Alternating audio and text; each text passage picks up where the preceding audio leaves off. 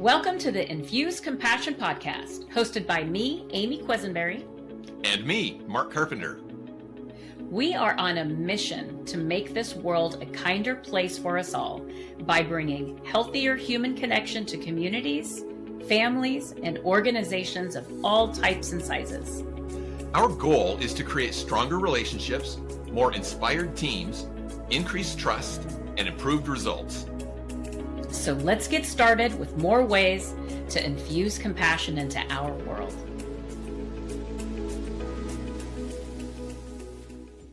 Welcome, Compassionators, to our next episode of the Infuse Compassion podcast. Amy and I are thrilled to be with you today, and we are thrilled to have with us another one of our spectacular guests who is infusing compassion into the world. And so I'm going to hand it off to my friend Amy to explain to everybody who we've got here and why she's wonderful. Thank you so much, Mark. Wow. Okay, ready? We have Dr. Casey Lacey. Can I just say that's the best name in the history of all the names out there? It's a fun name to say, isn't it? It's totally fun. Dr. Casey Lacey. So I'll get to her bio in a second, but I was at a conference. That's how I met Dr. Casey. And everybody was like, how did you get that name? Like, I want that name. Everybody loved Dr. Casey's name. Anyway, Dr. Casey. Dr. Casey is the CEO and founder of H&L Legacy, and she brings a wealth of experience and expertise to executive and leadership coaching. She's had a distinguished career as a psychologist and C-suite executive, and 15 years in higher education spanning various leadership roles and positions. Dr. Casey's coaching philosophy is rooted in actionable strategies for success, the importance of strong interpersonal relationships, communication and organizational success, and leadership development. As a psychologist turned keynote speaker and executive confidence coach, she helps women and organizations unlock unshakable confidence, elevate leadership, and create thriving, inclusive workplaces. Dr. Casey, thank you for joining us today. Thank you so much, and for reading my incredibly long bio that I need to shorten. No, it's truly my honor to be here with both of you today. For the record, we've had longer.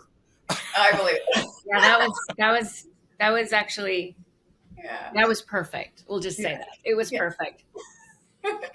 So I had the pleasure of actually being able to meet you in person. Let's give it a plug at the Thrive in 25 conference, right?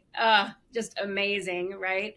Yes. And so I got to learn a little bit more about you and just how dynamic. And on your website, you talk about grit, clarity, and resilience, right? And I'm like, whoa, those are big. But I would love to start with, how has your personal story shaped the work you do? Because we're going to hear about that grit, that clarity, and the resilience. Yeah.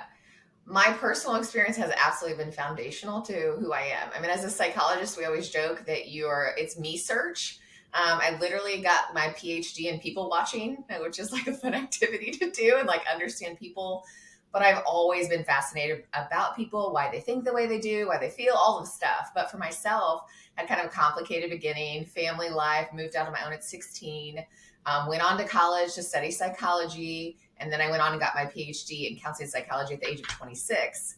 And so then after that, again, high achiever, Enneagram 3, all of the things, I went on to actually higher education, working as the executive director over counseling health services. I was a psychology professor. Mark, I know I saw a little bit, you were in that world of higher ed and teaching. So working with students, I loved working with students. And I think for me, school was always my safe place because home wasn't always. And so school, you go and you do something, you get a result.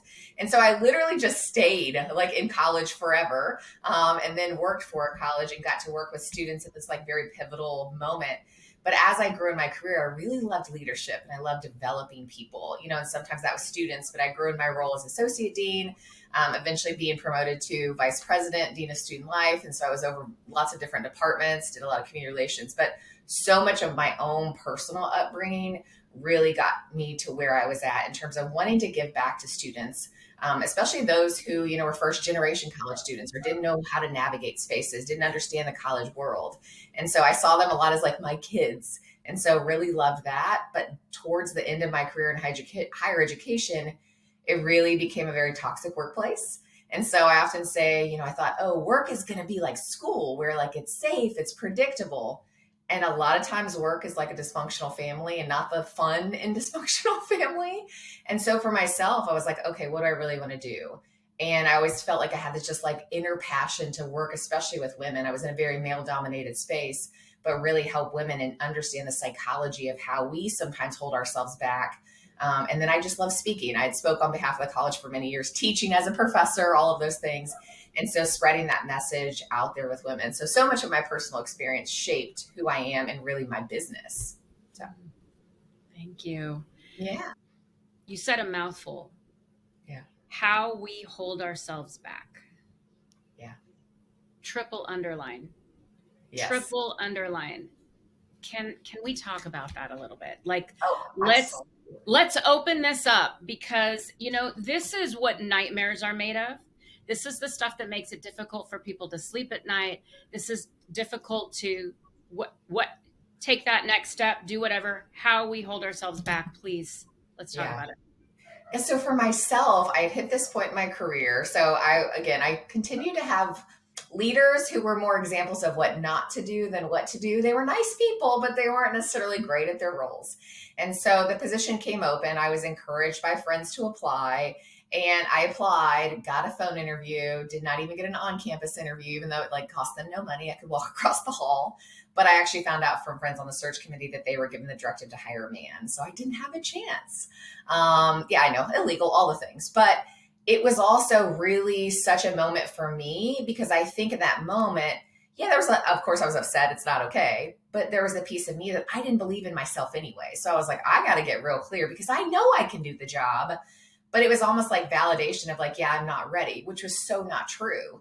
And then they hired someone, of course, as man, not again, this person, it just didn't work out. So it was there for maybe a year and the job was open again. And it was a very pivotal moment for me. What am I going to do?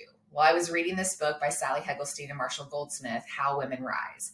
And it specifically talks about habits that we engage in that hold us back. So when we talk about our accomplishments, we often say we instead of I. We're not comfortable bragging about ourselves. We're not telling, our bosses how we're being successful. We can brag about our team all day long. We're also not being clear on what our strategic goals are in our careers too. So like speaking up for ourselves. We apologize unnecessarily. Like there's a lot of nonverbal communication, but verbal stuff that we do that really gets in the way. For myself too, I often say I'm a people pleaser and perfectionist in recovery. Those two behaviors are absolute saboteurs to confidence. And so there's just all of these things that I had to unpack for myself. And then when I unpacked it for myself, I started to see it everywhere. And so it was like, I really wanted to coach other individuals. A lot of times it's more women that I worked with, but it was coaching them on these particular behaviors that they were engaging in that were keeping them small and stuck or silent in workplaces. So there's a lot of psychology of like why we hold ourselves back, but it's some of those limiting beliefs too that we have. Like I never thought, I could be a vice president one day. I mean, I was someone that moved out of my home at 16. I came from nothing. And so it was one of those things where I was like, I'm in this role. And there was definitely imposter syndrome in lots of different points. Then I was the only female vice president for many years. So I'm sitting in this room with people that do not look like me. And so like, how do you navigate those spaces and still feel very confident? And also someone who was really young. I mean, again, I got my PhD at 26. Like I was like, okay, doing all the things. So how do you navigate all those pieces of your identity to tell yourself that you do belong and you do have value? I said another mouthful there, but that's one topic I could go on and on about. Well, that's why you're here. That's why you're here. So powerful. Thank you. Mark, I know you want to get in on this. And it's interesting, Amy, because you jumped in with the question that I was going to jump into with the same way, but I'm going to explore it a little deeper. You talked about some of your limiting beliefs that held you back, and the fact that you were a people pleaser, and the fact that you were a perfectionist in recovery. I love that phrase. Tell me, in your work, what do you see as some of the most common things that hold other people back? What are some of those self-limiting beliefs that you see that are fairly common, and how do you help people overcome those self-limiting beliefs? Yeah. So a lot of them very similar. I mean, I see a lot of the imposter syndrome. They say that women experience 75% of, women will experience imposter syndrome. So this, even though they're successful, and if they look on paper, they have all these accomplishments, then they still don't believe it. So that's one I see all the time. I think it's just this idea that I don't belong, that I'm not good enough. I always talk about, we get into this trap of comparison. And so there's like the 3 levels of comparison. The first one is like compare to despair. I look at someone and I feel less than. And then I go to this next phase, which is a little bit better of like compare aware. Okay, I feel this way because I want something they have. And then I like to challenge my clients into like compare to dare. So it's like compare to despair, compare to aware, compare to dare that you can have that. What is that limiting belief that says you can't have that? You could get a mentor, figure out how did they get there, find a different job, whatever it may be, but it's really unpacking a lot of those beliefs. But it's a lot of the same things that I was doing, and it's how we talk about ourselves. So often we're moving to the next thing that we don't take a moment to pause and really reflect on our accomplishments. Some individuals absolutely suck at compliments. Like they want to downplay it or minimize it or justify it. And I tell them too, like, just say thank you. Even if you're not in this place where you fully believe that, you can just say thank you, because it's rude to like discount someone else's opinion. And so it's just all of these little things that we do, unfortunately, that we're kind of like socialized to do. And so we've got to get away from those behaviors that are holding us back in our careers, our personal life as well. You talked about the 3 levels: compare to despair, compare aware, and compare to dare. Yeah. That is so powerful. I love the flip that you had on that, and how we talk about ourselves. Yes. How we talk about ourselves. So I want to dig into taking how we talk about ourselves and the compare to dare. Yeah. And could you just give an example of like, whether it's somebody maybe it's a client of yours that you coached, and how you were able to take them from sabotaging behavior to then doing this compare to dare and talking about themselves? Can you share a little story, or give us some tangible insights? So this really gets into the topic of like your inner critic and just really being aware of that self-talk and narrative. I oftentimes have my clients, it's fun to name your inner critic. So it's Casey Lacey. A lot of times people read it as like Cassie. So I've named my inner critic Cassie because she's an assy. She's not always so kind. And so sometimes Cassie needs like a Snickers or a nap, but I know she's trying to protect me. There's this like survival part of our brain that's like trying to keep me safe. And so with my clients, when they get in these same things, it's like name your inner critic. I have one client where she decided to name her inner critic Steve, because she's like, I am not going to let a man talk to me that way. So it's just like, again, little tips and tricks. But it's you got to know what you're saying. And we also then have to remove ourselves. Just because it's a thought doesn't mean it's a fact. We also don't have to internalize that as a belief. And so I have clients that are like, there's no way I'm ever going to be hired for this promotion. Or I have clients that are in these positions, and then they have the fear of like, oh, they're going to figure out I have no idea what I'm doing, which is the imposter syndrome stuff. Or one day I'm going to walk in, they're just going to fire me. Or, oh, my boss hates me. Or this person doesn't, like, they just get into all of these different comparison of like, oh, this person's really good at, public speaking. I could never be the CEO because that's such a public facing position. And I'm like, you literally already doing it. Like, you're doing so many of those responsibilities. So it's just unpacking what those doubts or limit beliefs or that inner critic is saying. And a lot of times it's from a fear place. It's like a protection, whether it's being visible, there's the vulnerability, there's the fear of rejection if I apply. And so it's really unpacking a lot of those things with clients. And so again, those are just some of the examples that I've seen with clients that I've coached right now. I do a lot around applying for jobs too, because there is the Hewlett-Packard study where women will only apply for a job if they meet, 100% of the qualifications, where men will apply if they meet 60%. So we self-reject before we even, get a chance. And so really watching that, are there limiting beliefs of like what I can or can't do? And that's really understanding what is that comparison piece and getting out of our own way and going for it. Like, what's the worst that's going to happen? You apply. Okay. And then you don't get it. Well, you just apply for another job. Yeah, brilliant. Thank you. I want to follow up with something you said. You talked about your inner critic, Cassie, and Cassie. about sometimes Cassie just needs a Snickers bar. Talk a little bit more about that. When people have that inner critic and they've named that inner critic and they know that it's the inner critic that's saying these things that aren't necessarily true, what does that inner critic often need? Yeah. What are the needs that inner critic's trying to meet? Yeah. No, it's such a good question. I mean, truly it goes, I think of like Maslow's hierarchy of needs, the basic needs that we have. So sometimes Cassie does need a Snickers, like she really does need hunger, like she's hungry, or she needs a nap, she's tired, or, you know, again, those basic needs. But sometimes it's safety, sometimes it's protection, sometimes it's fear, sometimes it's reassurance. And so it really just depends on the situation. It's very contextual. Again, the parts of our brain, like we're still developing, and we've got that lower part of our brain that, like, if a saber-toothed tiger comes in, my body is going to react to like fight, flight, or freeze. And there's also the fawn response, which is a whole other thing. But I don't know the difference between that. My body and brain don't know the difference of that than like a hateful email from my boss. Like chemically, it still does the same thing.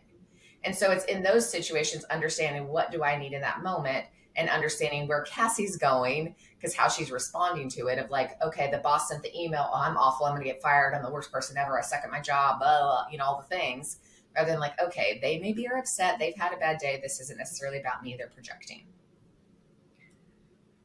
So how do you, this right here, we're really focused on people being stuck, right? Yep. And a lot of what you talk about is you help people get unstuck. Yeah. So let's get into your process, if you don't mind. Like if somebody is listening to this and they're like, I'm really curious on what Dr. Casey does and how she does it, I would just like, can we talk about that? Yeah, no, for sure. So in terms of just kind of that process of getting unstuck, and it goes back, Mark, to your question of the inner critic too. I like to look back at Cassie with love. I think there's this time where we like shame her and we're like upset with her and I just want her to go away and be quiet. I know that she's trying to protect me. So in terms of like how I work with people, it's really the psychology of understanding who you are, because sometimes we don't get quiet enough to even know that. What are your values? What do you want, especially when it comes to career?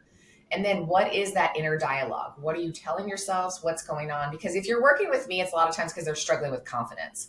What they're doing is not working. It's not sustainable. Sometimes they get to this place of burnout. It just is so exhausting to feel this way all the time. And so then that's when they want a coach to come in. And so it's understanding and giving yourself a little bit of compassion. It's very fitting for your listeners, of love, of like, okay, I'm feeling this way. Why? And I'm also not going to judge that. And I can change it. So then we start to work on how do we change what the inner critic is saying and really shift. We can make some behavioral changes. You know, I do some like coaching on nonverbal stuff when it comes to like work or a big meeting or interview prep. But it's getting in our bodies and like getting more comfortable with that too. So it's really a lot of the head and body work, and then it changes the behavior. So it's a lot of, again, the psychology, thoughts, behaviors, feelings, they all intertwine. And so my job as a coach is really to unpack that. And then we've got to work on shifting stuff. And then we've got to really lock it in. And that's where it's like, okay, I've made these adjustments. I started to do these things. One of my favorite things I have my clients do is they start a brag book. I have them write down their accomplishments, and it could be small little things. I'm like, Sally, you showered today. You should be proud of yourself. Like, we're going to write that down, you know, and it might be something big. Like, I got this promotion. I finished my PhD or whatever it is, but we've got to take those moments to celebrate ourselves. So when you have those moments of self-doubt, you can go back and look at those. So those are just some of the ways that I work with my clients. I love that.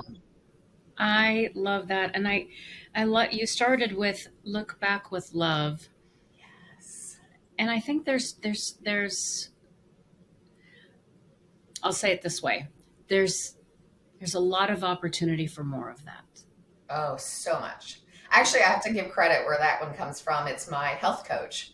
So I worked with a health coach, and it was really her whole thing is working with women and freeing moms from diet culture. And so it's like looking back at yourself with love when it comes to like a food choice. But I was like, it's such a good thing. And it applies to so many contexts because we're so easy to criticize ourselves. And, you know, we always say it's like hindsight's 2020, but it's like, look back at love. I made those decisions at that time with the information that I had. And so, yes, definitely look back with love in lots of different contexts. So if you ate the cupcake, you know, in that moment, I needed the cupcake. So it's okay. We look back at love and we don't judge and we don't spiral into guilt and shame. We move on. So Beautiful. Thank you. Maybe my inner critic needed that cupcake. that's right. Tassie wanted a cupcake. I love it. You talked about, you made a great statement early on where you were working in an environment where the leaders were showing you more examples of what not to do rather than what to do. Yes. What advice, how do you help people who maybe are stuck in one of those environments where if I'm doing what you're telling me to do, Dr. Casey, I'm going to be very different from the leaders that I'm seeing in front of me. And it looks like that's how you get promoted in the organization. So how do you help people with that dichotomy of what I'm seeing that successful people do here is different than what I really want to do, and what is actually a more healthy way to lead? How do you help people through that? Yeah. That can be very difficult and very hard to witness because you can feel very lonely of like, okay, that's not who I am. That doesn't fit with my values. But at the end of the day, I always said too, like, I'm not going to sell my integrity to a job. So if I'm going to be different, I'm going to be different. And I often would find that where like the people I would supervise, like I had high retention, like they loved working with me. I loved working with them. I came from this place of compassion because a lot of times I would see these examples of very fear-based leadership, through power or intimidation or whatever it may be, hierarchy. And it just didn't work. That stuff is not sustainable. So knowing at your core what works and still being yourself. So there's a lot of that authenticity. It doesn't make it easy because then too, especially if you're in an environment where that is rewarded and that is the norm, then you're going to feel like an outsider and it can affect obviously in terms of like your advancement.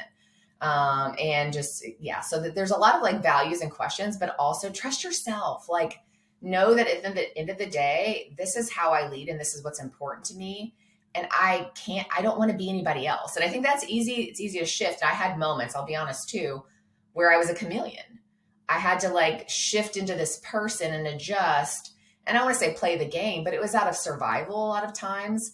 And so like understanding if you have to like adjust and do those things, but I would never do it at the expense of my integrity or what my core values were. It was sometimes like placating, Steve in the meeting, whoever that was, or like, sure, that's a great idea, even though I said the same thing 5 minutes ago, but like just navigating those situations. Sometimes you have to navigate that in the politics and the relationship. So it's very contextual. And so I always like to look at relationships and really understand what are those unique dynamics within the relationships or the context of what I'm applying. But it's a very good question. Thank you. And I love your answer because it focuses on that authenticity and not giving up who you are and who you want to be. Yeah. Because that's more important than what's going on externally with those other people that are what I call leading like a position rather than leading like a person. Absolutely. And so Absolutely. that resonates with me. Yeah. And it's the fastest road to burnout. Like me trying to be somebody else and try on this, view of leadership is just not going to be authentic. It's going to lead me to burnout. And I always say too, like, stop sending your representative to meetings because like more now than ever, people are craving authenticity. They want realness. And so as a leader, and that goes in a lot to like the psychological safety of like, when I made a mistake, I would own it. I would say like, when you mess up, you fess up. I also too, it's like, it's just that vulnerability and showing that we can make mistakes then allows for my team to be able to be authentic and real. And so that was just a huge value of mine. That wasn't always the case of people that I worked with. So you talk about rewriting our narrative. To me, and it really, I love it because it's kind of the crescendo of what we've been talking about, right? How liberating is it to rewrite your narrative?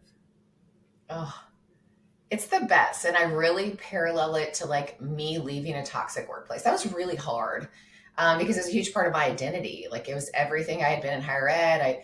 I started to describe my work as I was in an abusive relationship and I stayed for the kids. That's what it felt like. The kids were my students and my staff.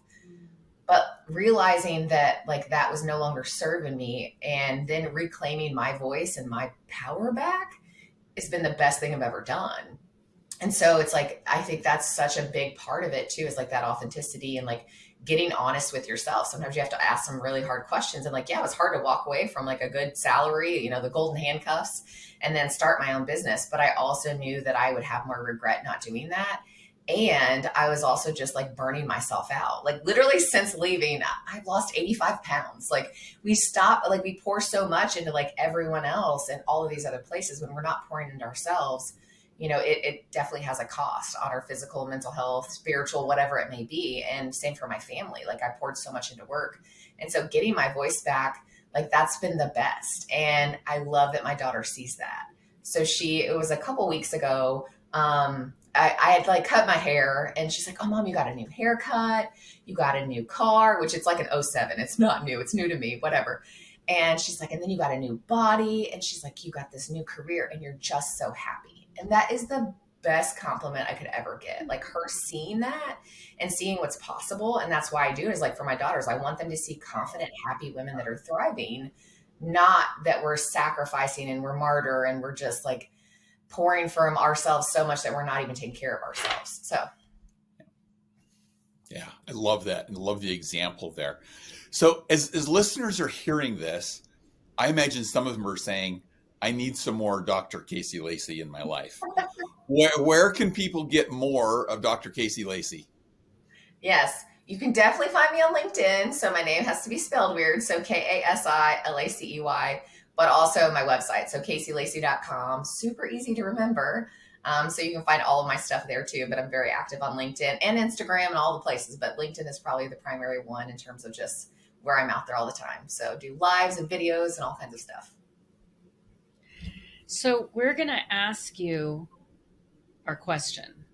Yeah. This is our big question. So what is one tip that you can give our listeners, our compassionators, as we affectionately call them? What's one tip that you can share on how they can infuse, on how we all can infuse compassion into our lives this week? Yeah. So for me, it's compassion for yourself. A lot of the women that I'm working with right now are in toxic workplaces, and they very much blame themselves. And so it's in those moments where I'm like, this is not your fault. You didn't ask for this, but it's really that look back with love message that we talked about. It's kind of infused, but it's being compassionate for yourself, your choices, who you are, and really like loving that inner Cassie. Like she loves you. She's trying to protect you. She's not always kind, but like we know that she's there for a reason. And so just really that inner compassion would be my biggest tip, is just to give yourself compassion, grace, all of the things. Beautiful. Dr. Casey, thank you so much for joining us today. It has been just truly inspirational. There's such wisdom that's been shared here, these brilliant nuggets. And I picture the person who is like just holding on, right? We do this in various ways. You know, just the other day I was having a conversation with somebody and they were saying, I'm just holding on. Like, I'm okay. Don't worry about me. But I'm telling you right now, today's a tough day and I'm just holding on. I'm just trying to get to tomorrow. And so I really want people, like, if anything is resonating with you, pick up the phone, go to her website, reach out to Dr. Casey. She's the real deal. I can tell you this right now. Thank you for joining us, dear. Oh, well, thank you. And it was lovely to meet you too, Mark. Thank you. And likewise. And thanks so much for the little pearls of insight that you gave. I think this is an episode people will want to listen to a couple of times to pick up those insights. And thank you to all of our compassionators, our listeners, for joining us on this episode of Infuse Compassion. We've got the links for Dr. Casey Lacey in our show notes. So follow up there. Get to know her a little bit more. Follow the brilliance that she is. And thanks for joining us this week, and we'll see you next week. Bye. Thank you for joining us for this episode of the Infuse Compassion podcast. If you enjoyed the conversation, please share a review and like the podcast so other compassionators can join us. Until next time, let's all do something each day to infuse compassion into the world. For more information on our guests, see the show notes. For more information on Mark and Amy, go to infusecompassion.com.